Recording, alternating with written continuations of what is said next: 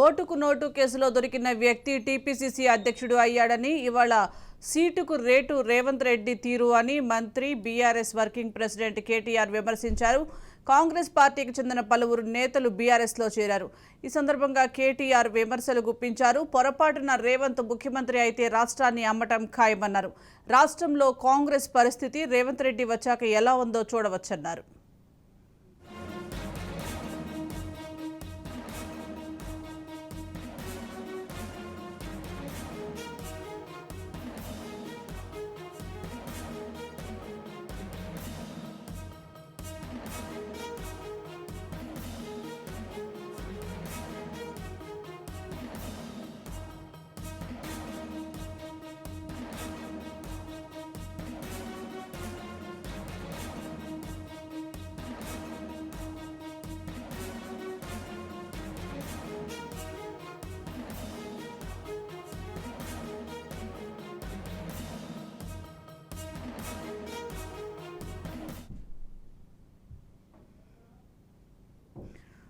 ఓటుకు నోటు కేసులో దొరికిన వ్యక్తి టీపీసీసీ అధ్యక్షుడు అయ్యాడని, ఇవాళ సీటుకు రేటు రేవంత్ రెడ్డి తీరు అని మంత్రి బీఆర్ఎస్ వర్కింగ్ ప్రెసిడెంట్ కేటీఆర్ విమర్శించారు. కాంగ్రెస్ పార్టీకి చెందిన పలువురు నేతలు బీఆర్ఎస్లో చేరారు.